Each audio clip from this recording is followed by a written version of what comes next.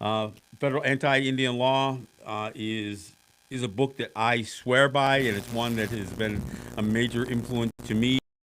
It's part of the reason we even did the film, The Long Hope, and it was great to have Peter join me on the show last week. Now, if you didn't join us, or if you did join us, either way, we kind of ended the show talking a little bit about um, what we do next. How do we deal with the fact that the plenary powers doctrine is increasingly being debated in the Supreme Court? Two justices dissented on a ruling just a week or so ago on and basically dissented based on their opposition to the plenary powers doctrine.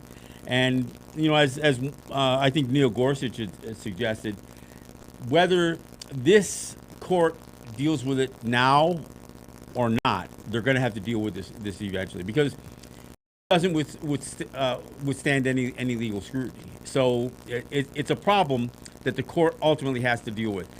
But one of the things that I was never fully understanding of was people in the legal profession, and not just lawyers, I mean judges, why they want at it. What's the opposition? What's the fear in dismantling some of these clearly racist and legally invalid by almost any standard legal doctrines? The doctrine of discovery, the trust doctrine, and the plenary powers doctrine. What's the opposition? What's the fear? What afraid of if they go away? And I've got some answers. I spoke to a couple of lawyers and folks in some law schools, and I've seen some of the stuff that's posted. And at its core, there are those both in quote unquote Indian country, and I mean leadership, I mean people who are on councils and the like. There are those who believe that the plenary powers, the idea that Congress has ultimate authority, means that they have ultimate authority in place of the state having any authority. So, in other words, they can protect us from any tyrannical states that might try to do us harm.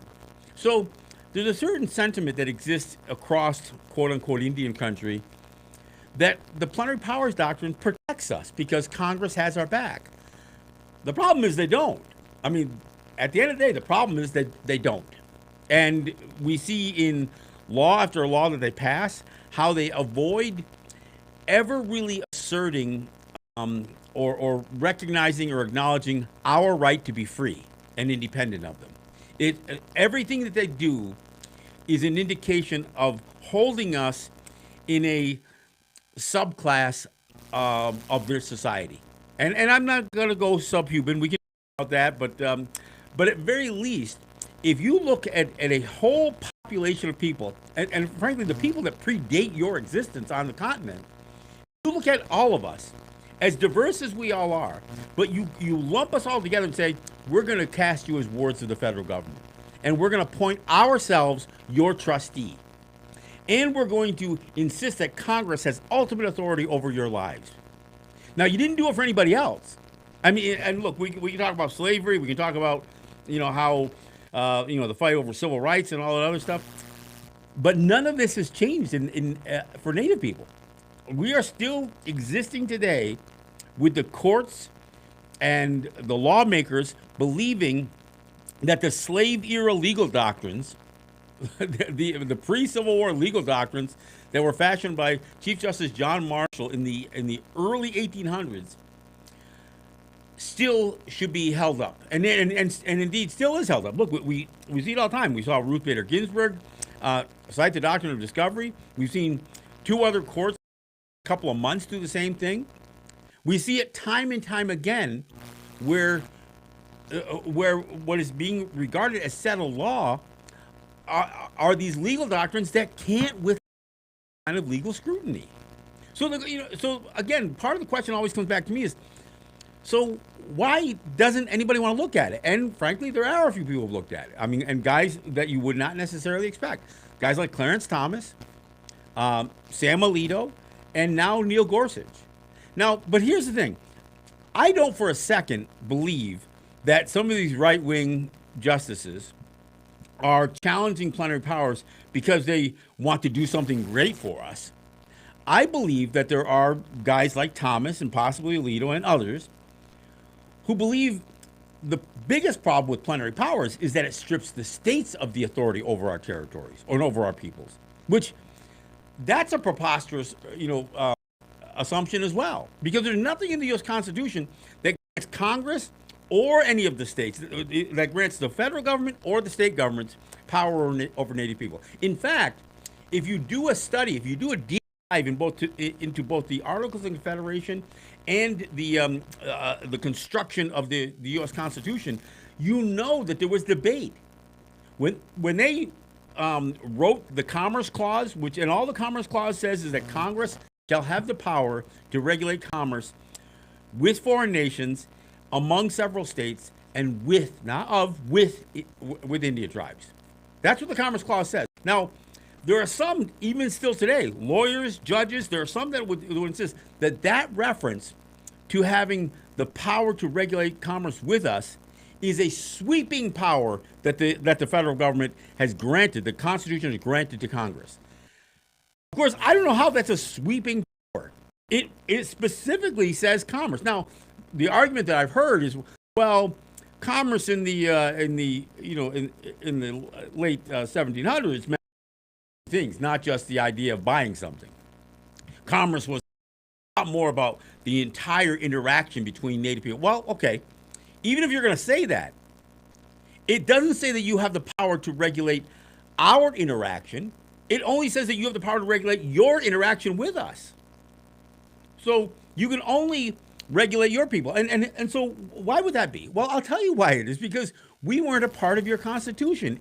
We are explicitly excluded from your Constitution. And the only time we're mentioned is in that Commerce Clause, where it says that you're going to regulate your people in the process of conducting commerce with us.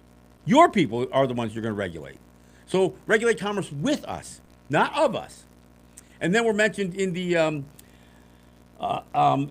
apportionment clause, where it specifically says we won't be counted. We're not going to be counted for apportionment of taxes or apportionment of representation in your government. We are excluded. That's what it says in your. So clearly, we are not a part of your Constitution. We weren't citizens.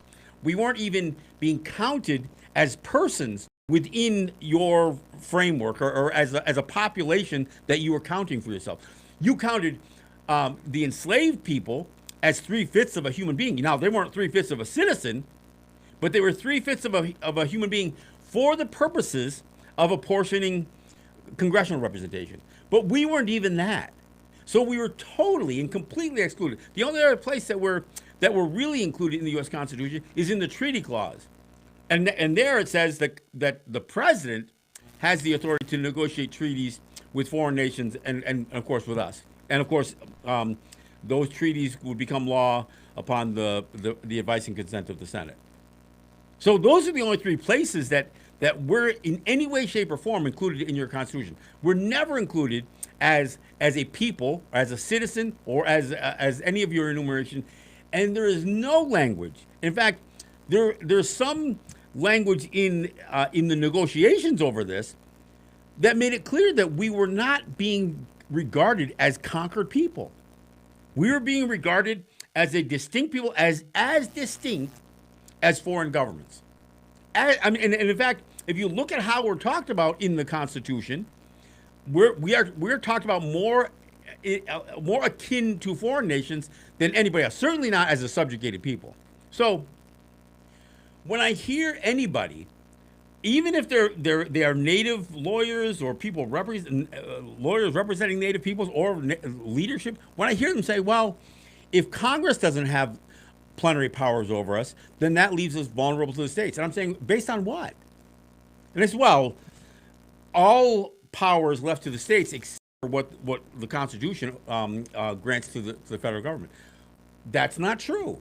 It's not true, because not all powers are even mentioned or even considered. In fact, and I cite this, the Indian Gaming Regulatory Act, which came after a Supreme Court case went a case went all the way to the Supreme Court, which was California versus the Cabazon Band of Mission Indians. And what California was trying to do, they were trying to regulate and control, if not shut down, a high stakes bingo operation on the Cabazon territory, the Cabazon Mission. And the Supreme Court said there is no underlying federal statutory framework that addresses the regulation of native gaming. So, in the absence of there being no underlying federal statutory framework, neither the state nor the federal government can, has a claim to having authority over our gaming. That's what the Supreme Court said in 1987. 1987. So they didn't say, well, in the absence of any law, then the state has power. They never said that. And they didn't make any assumptions that in the absence of any kind of statutory framework, they didn't make any assumptions on who had authority. They basically said, in the absence of any specific and explicit language associated with native gaming, that it's left to us. That's what they said. Of course, what the court also said was, again, they reaffirmed the plenary powers doctrine. They said, well, look, Congress can prohibit native gaming if they choose to, but they haven't. They haven't addressed it at all. So within a year or a year later, Congress actually passed the Indian Gaming Regulatory Act, which I would argue is just a complete expression of the plenary doctrine that the court recommended in the Cabazon ruling. So they passed this law which basically forced us to have gaming compacts with the states. And they gave the states certain regulatory authority over our gaming. That's what they did in the Indian Gaming Regulatory Act. So in other words, they treated us as if we were incompetent. Now, we were already doing gaming, but they treated us as if we were incompetent. In spite of the fact that we've been doing some forms of gaming for decades, they passed this law that says, all right, you've got to enter into a gaming compact. And they were specifically talking about Class 3 gaming, casino gaming. So that's what they did. And my issue is, how is that even, where did you get this authority? So again, where did this plenary powers doctrine come from? And it comes from the slave era court of Chief Justice John Marshall. It comes from the 1830s. And the thing is, if you look prior to the Marshall doing things like the doctrine, embedding the doctrine of Christian discovery into U.S. law, the trust doctrine, and the plenary powers doctrine, there's no language that suggests that we are subservient or subjugated by the United States. But so, I mean, what's happening now, and look, Clarence Thomas raised this question over 20 years ago in a different case. But now, just last week, Clarence Thomas and Neil Gorsuch dissented on a ruling that had to do with enforcing criminal law on the native territory, on the Hickory Apache territory. And they said, look, we don't see where Congress has the authority to impose the Major Crimes Act on native territories. We don't see it. It's not here anyplace. It's not in the Constitution. That is what Neil Gorsuch and Clarence Thomas. Now, Clarence Thomas and Neil Gorsuch aren't completely lined up on this. I mean, there are some that would believe Clarence Thomas would suggest that the states still possess enough sovereignty within the U.S. system of federalism that they can dictate what happens on native lands, that they can somehow have authority over us as being a part of their states, even though that is arguable. I mean, and it's tough to substantiate that as well. Neil Gorsuch, on the other hand, has made it clear that in the absence of plenary powers, native people still retain, and again, I'm always hesitant to use words like sovereignty, but they still retain their autonomy. That's the Neil Gorsuch position. That may not be the position of some of the others on the right who may or may not at some point soon the plenary powers doctrine, which is part of the reason. Where are the three liberal justices? Where's Kagan, Sotomayor, and Jackson? Because there's no way that if you look at the laws, if you look at the plenary powers doctrine in particular, that you can justify it. Now, here's the thing. Here's what happens is you've got lawyers, including native lawyers, and lawyers representing native people saying, well, we're too fearful of what would happen in the absence of Congress having that power. Because if Congress doesn't have it, then states have it. And they said, "What? How do you think the Porch Creek would feel about Alabama having authority over them?" Because they know that folks like us here with New York, we'd fight like hell. And there's other places where native territories would fight like hell against the state trying to assert rule. But they also know there's some really racist states, especially in the South, where native people may or may not be vulnerable if plenary powers were to be dismantled. I say we need to take it on because you can't keep treating the plenary powers doctrine as constitutional when it isn't. You can't just let it continue because you're afraid of what will happen if it goes away. And I understand it. I understand how the court works, especially the Supreme Court. They don't just rule on matters of law. They study and analyze what the implications are. But there's nothing that says that if the plenary powers goes away, that it has to empower the states to all of a sudden have this unlimited, the same kind of unlimited authority that plenary power suggests that Congress has.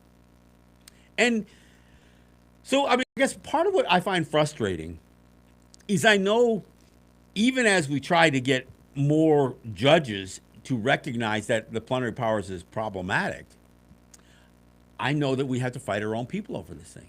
So we've got to try to get our own people to show enough courage to stand up to this thing. And I say, look, I understand the concern is if plenary powers are to go away, the bottom could drop out of a whole lot of federal statutes regarding Native people.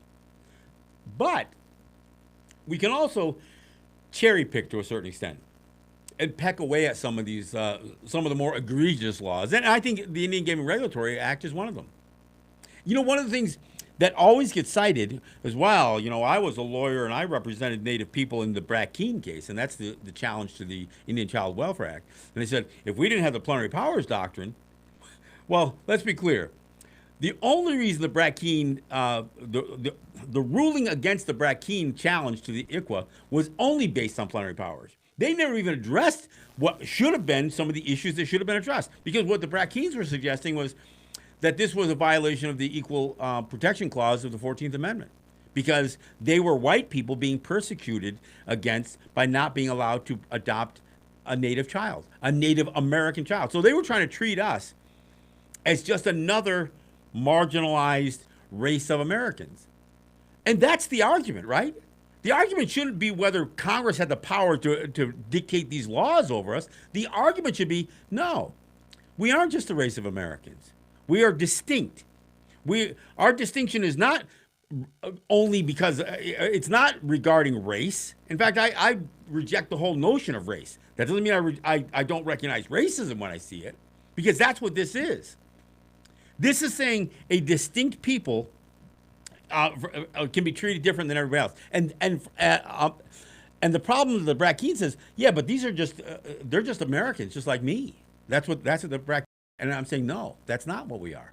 We are distinct politically, we are distinct culturally, we are distinct ethnically, and we are distinct historically.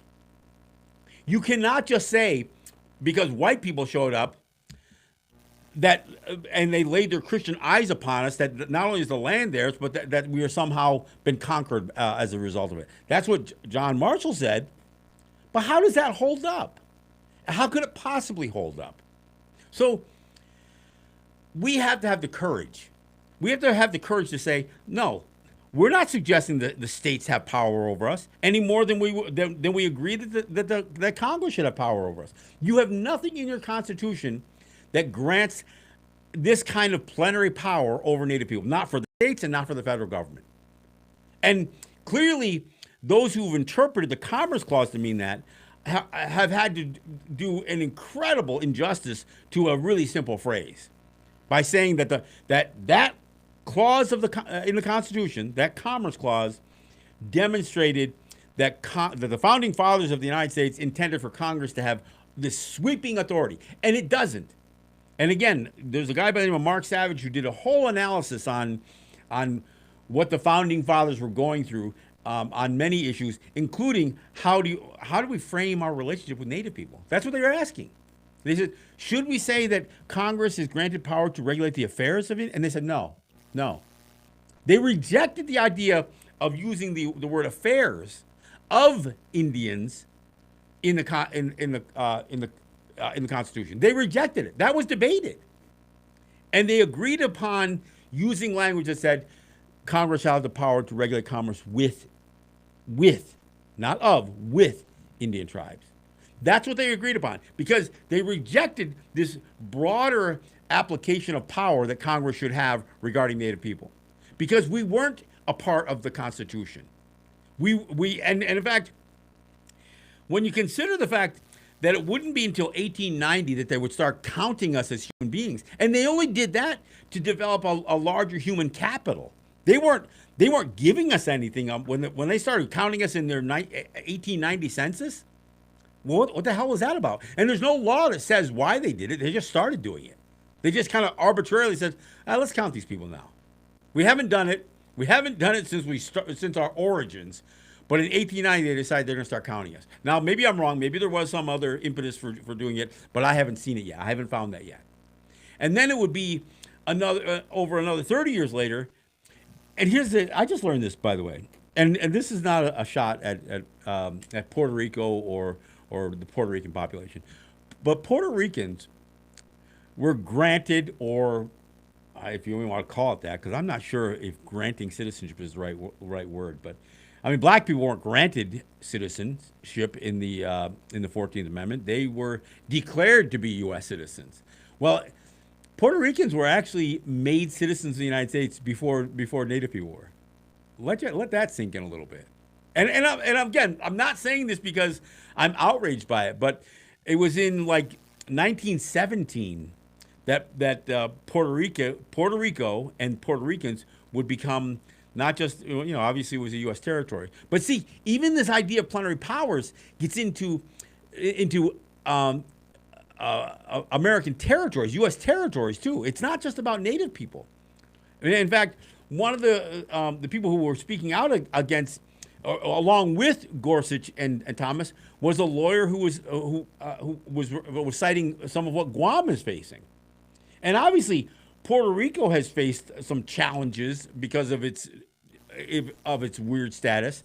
But again, so Puerto Ricans became U.S. citizens mostly because of the migration of Puerto Ricans from the island of Puerto Rico onto the mainland. So okay, even if we didn't want to give the Puerto Ricans in Puerto Rico citizenship, what do we do when the people of a U.S. territory come to the mainland? And there was there were tens of thousands of Puerto Ricans that were flooding into New York City. So that's when they decided they were going to declare, I guess, that Puerto Ricans were U.S. citizens. 1917. It wouldn't be until 1924 that they would do that with us. And so the question ends up being why. I mean, we weren't a conquered people. We didn't get we didn't get dragged in chains from Africa. We didn't become the spoils of the Spanish-American War. No, there's very little to suggest that the United States could claim conquest other than the extravagant pretension of Chief Justice John Marshall, who tried to equate discovery with conquest, which is an absurd proposition all by itself. So I bring this stuff up because I know that the challenge is going forward for us. And, for those of us, look, we've got this film, The Long Hope, and we really do try to flesh out the problems of these illegal legal doctrines and why they need to be opposed and why they need to be, basically dismantled. But I know, because I've already heard some of it, I've already heard some of the feedback coming back, says, well, we're not sure we want the plenary powers to go away. So in other words, there are people within quote-unquote Indian country, there are both leadership and legal counsel who are content with us being treated as a subclass of American citizens. They're okay with that because they believe by being treated as wards of the federal government and by being treated as a subjugated people without any legal basis for saying that we are protected. Now, what they're claiming is that we're being protected from tyrannical states. But who protects us from a tyrannical federal government? Because that's the problem. Look, getting back to the Indian Child Welfare Act case, Those who said without the plenary powers, the ICWA, the Indian Child Welfare Act, might have gone away. Well, here's the deal with that. It should have. There didn't need to be a special law that was going to protect us from being adopted by white people. There already are and already had been international standards that protected a child who was a citizen of another nation from being adopted by Americans. There's a whole system in place. That's the same system that should have been implemented when it came to an American trying to adopt a native person. I mean, and it's simple. It already existed. Nobody had to reinvent anything. And and then I heard somebody say, yeah, but the problem is, what about all the native people who don't live on territory? Because you might be able to defend native people who live on a territory, and again, talking about Indian Child Welfare Act, you might be able to protect those children from being taken into the state system. But what if they're already in that state system because they live in an urban environment? Well, here's the thing.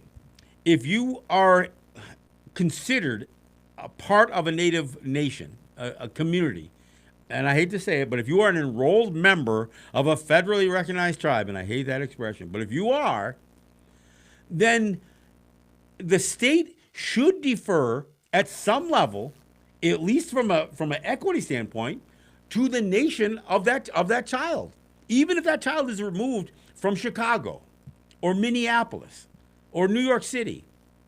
If that child has been removed from a home because the home was unsafe for whatever reason, then the state child protection services should be working hand in hand with, even if we don't have a native child protective service, even if we don't have a family services division on our territory, our councils could do that. There's even if we don't have a court to determine, a native court to determine things like child custody. Even in the absence of that, the government should be able to do that. So there should be a process, and frankly, some of that should be streamlined. And if anything, when we talk about the things that the federal government should do, they should make sure that we create a system that is equitable to deal with children, not just the ones on our territory, but the ones who live off our territory. Because let's be clear, you force most of our population off our territory by creating the abject poverty that exists on our land. 70% of our population don't live on native territories because it's unsustainable. And you made that happen. You created that system of abject poverty in our territories. You've made it more and more difficult with each passing year for us to eke out any kind of real income or any kind of lifestyle on our territories without leaving our territories to be gainfully employed. You've made it so there's almost no opportunity. It always reminds me, when Nelson Mandela passed away and Barack Obama went to South Africa and eulogized Nelson Mandela, he was talking about how fortunate he and his family were. The fact that he could reach the highest office of the United States, but he tried to bring up the fact that there are still people in the world who struggle to have any prospect for the future. Well, you know what? You just left a whole bunch of us when you left the United States and went to South Africa, because those people that you're describing who had very little prospects for the future were us, and your policies created it, including his policies specifically. This is a guy who praised the Homestead Act as some great achievement, American achievement, to expand the economies of the United States by stealing more of our lands. Yeah, that was Barack Obama who did that. So, look, most of our lives are very much dependent on how we can generate income off territory and bring it back to our territories. And in fact, even our most profitable enterprises, whether it's gaming or whether it's tobacco sales or fuel sales, we're counting on the non-native consumer to come to our territories and for money to come onto our territories. Why? Because we don't have economies on our territory. And even though those dollars, they come in and they go right back out. We have no means for a dollar to come into our territory and change hands 2 or 3 times. Maybe once. Because I can buy my gas here on territory. I can buy cigarettes if I smoke, which I don't. And I can buy weed now on territory. But I can't buy the necessary items that I need to live. I have to give my money away.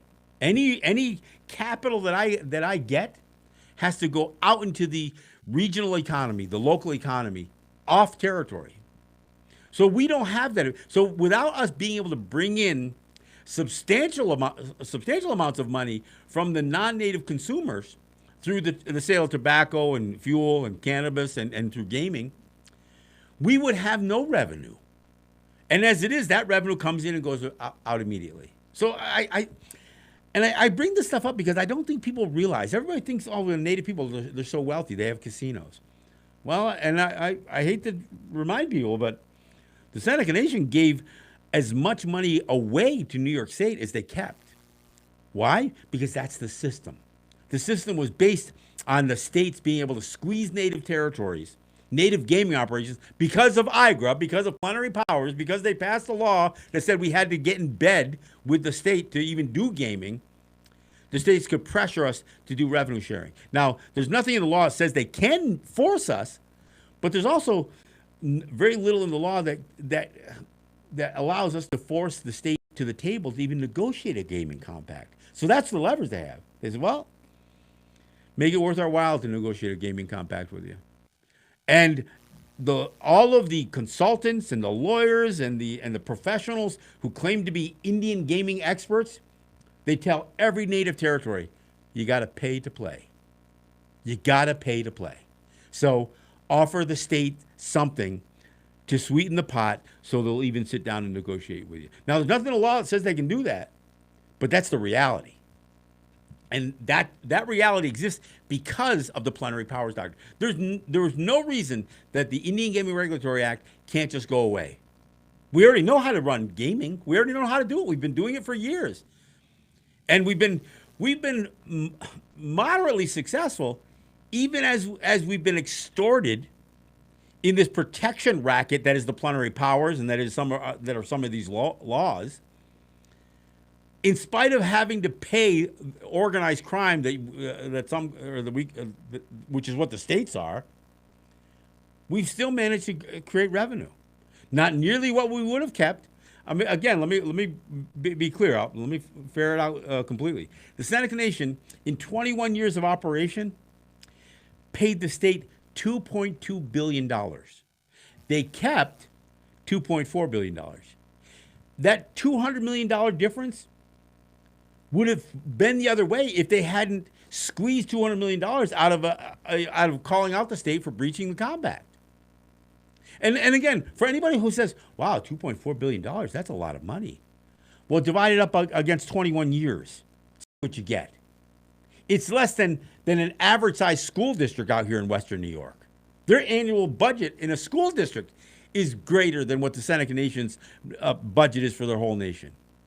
So don't talk about how wealthy we are. Don't talk about how we're raking in all this money. Because I'll tell you, if you think that we're taking money out of the economy, you're wrong. Because we put it right back in. 90% of the employees on our territory are non-native. They all are tax-paying, citizens of New York State.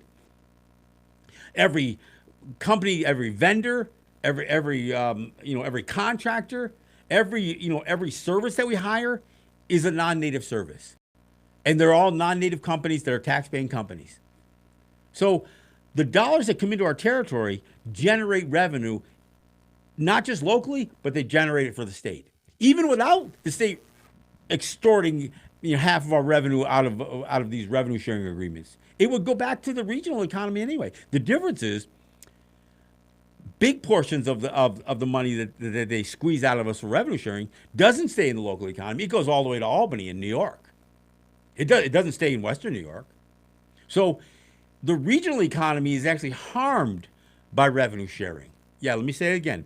The regional economy around our territories is actually harmed by us sharing revenue with the state, because the state gives 25% of what they get from us back to the local municipalities. 75% leaves. So we're talking about over almost $1.5 billion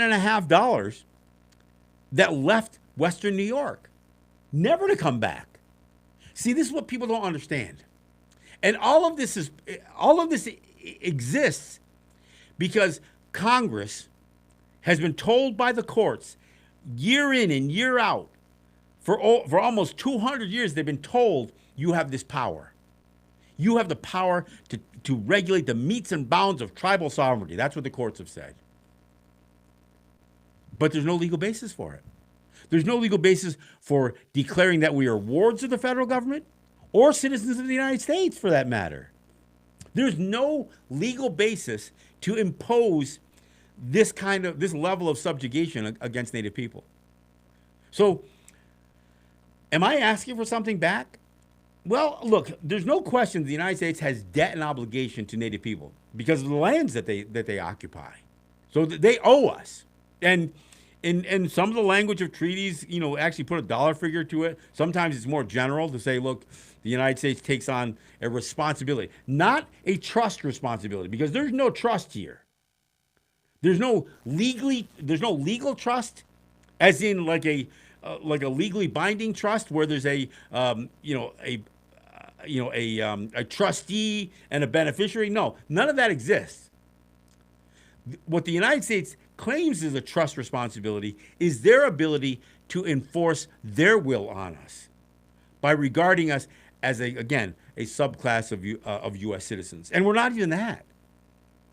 And even after they declared we were citizens in 1924, they still maintain that we're wards of the federal government. And here's the thing.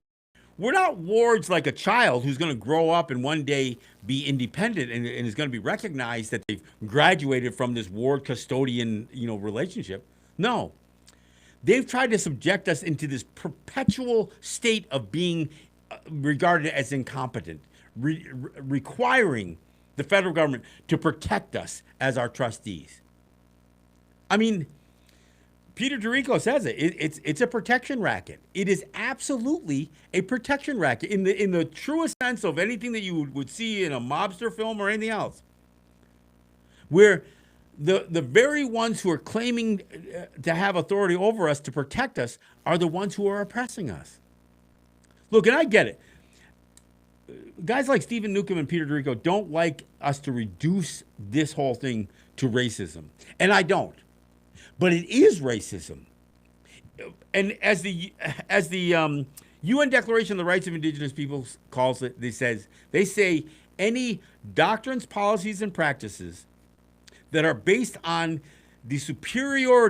promoting the superiority of a people or individuals over others based on national origin or racial or ethnic or other reasons, that it's racist, scientifically false. Now, and the scientifically false thing is important, because the scientifically false thing is to suggest that race doesn't really exist. You can't even make a racial designation. So when they say that this practice is racist and scientifically false, they're saying basing anything on race is scientifically false. And then they go on to say it's legally invalid, it's morally condemnable, and it's socially unjust. It's racist, scientifically false, legally invalid, morally condemnable, and socially unjust. That's what the international community has said. And we don't even get a court to acknowledge that's what the international standard is. Because the first thing a court's going to say, well, that has no force of law in this court. It doesn't matter what the rest of the world says. It doesn't matter that the rest of the world thinks that our policies are legally invalid. As long as we say they're valid, they're valid. Well, that's not rule of law. That's authoritarian rule.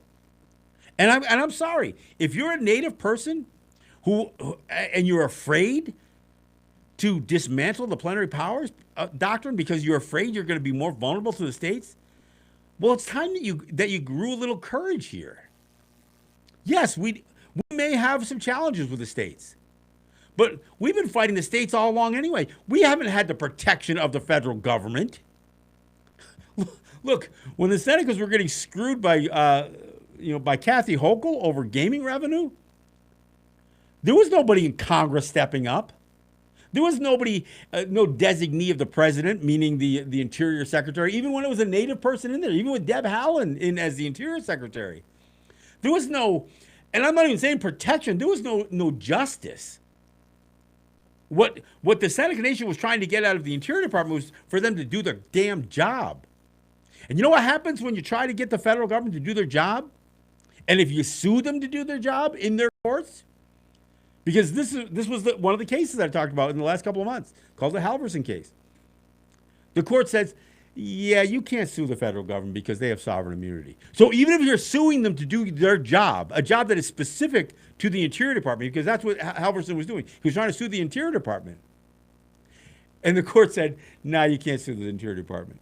And the craziest part of all this is back in 2010, myself and Ross John and a bunch of other Native people, we were in Washington because the Obama administration was claiming that they wanted to clean the slate and start fresh with a proper evaluation of the UN Declaration of the Rights of Indigenous Peoples. That's what they said. They said we're gonna clear the slate and start over, because the United States was one of 4 nations that voted against the UN Declaration of the Rights of Indigenous Peoples.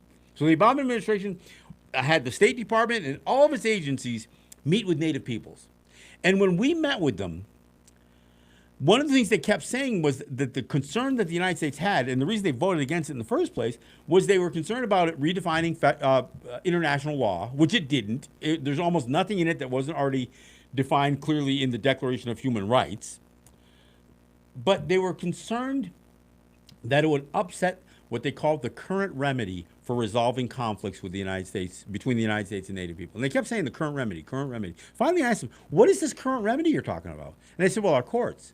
Well, how could your courts be the current remedy when they've created these illegal doctrines in the first place? And how could it be the remedy if they can just say, no, we have sovereign immunity, you can't sue us? So how could your courts possibly be? They clearly can't, because every time, and this has happened more than just a few times, where when there's been an attempt to sue the United States or a state, because states will claim, I think it's the 11th Amendment or one of the amendments that protects them from lawsuits. So we can't even sue these governments if we wanted to in those courts, because they would say, well, you don't have a right to do that. They would either challenge that whether we had standing, which is what they did for many, many years, or they would say simply state government and federal government have sovereign immunity. Then your courts aren't the remedy. And they shouldn't be anyway, because the issues that we have with the United States should be solved politically.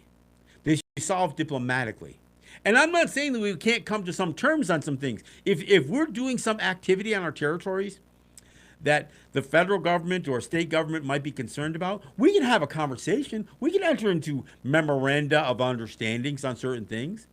I'm not even opposed to doing a certain amount of information sharing on gaming, as long as they're not trying to get, understand how to make money off of us. I have no problem with utilizing some of the systems that the federal government has in place for us to do background checks on, especially on their people who work for us. I have no problem with that.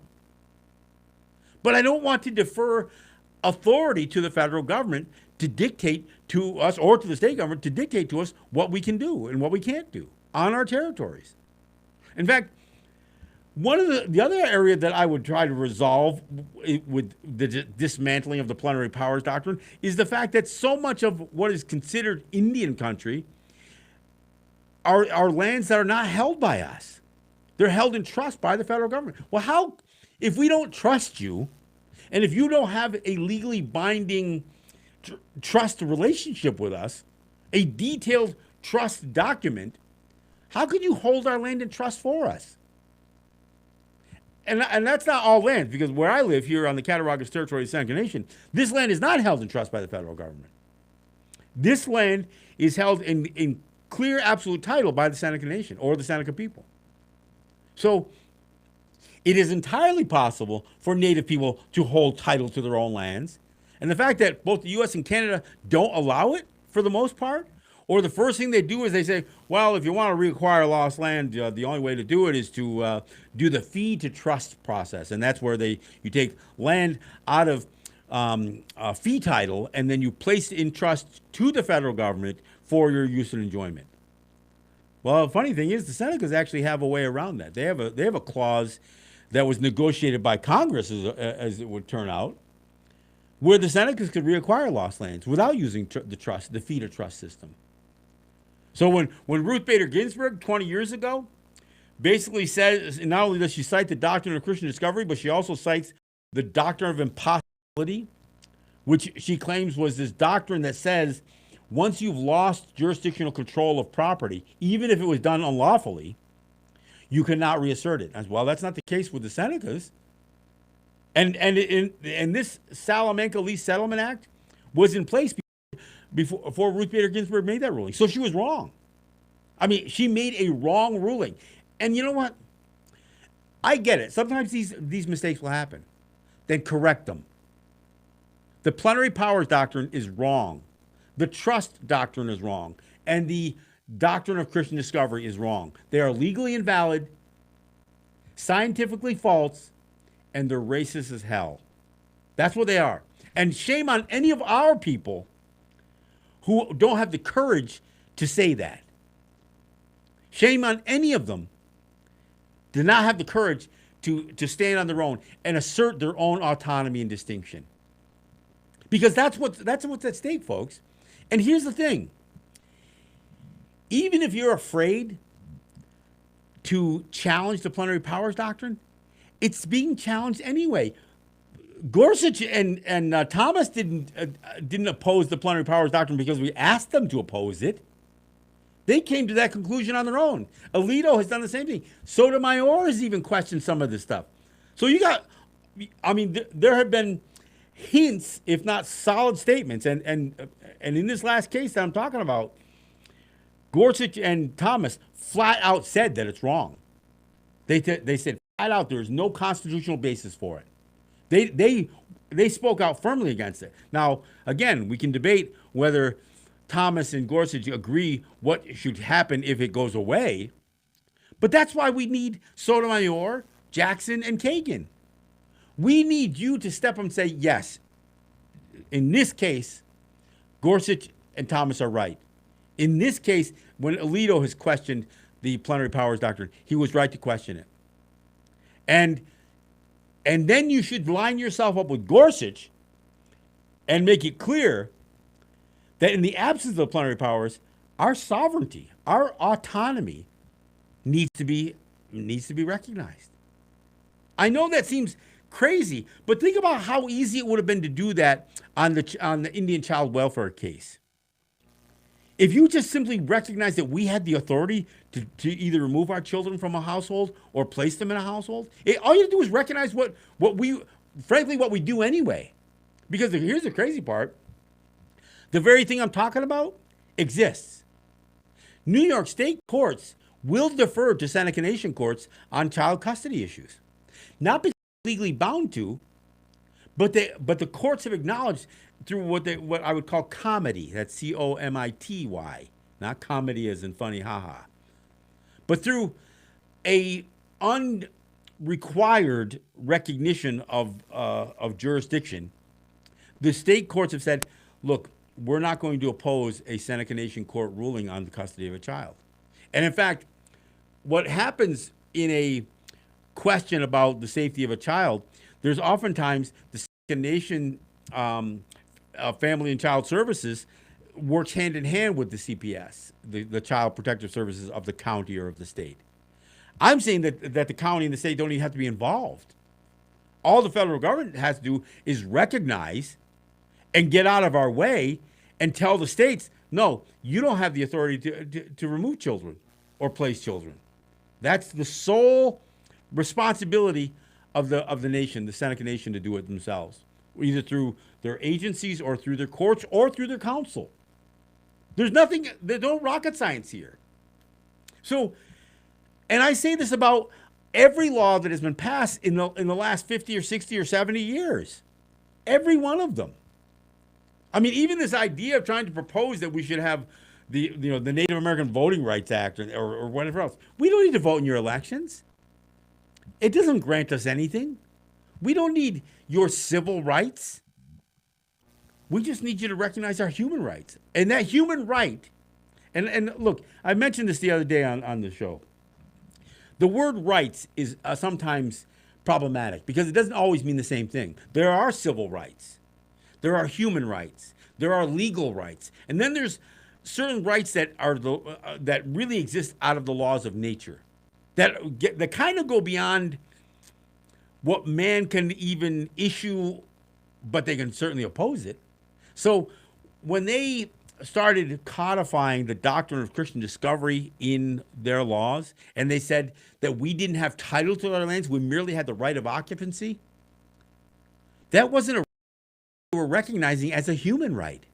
They were recognizing our right of occupancy like the right of a rabbit to run across the road. Yeah, we can't say that the rabbit doesn't have a right, but we can shoot that rabbit.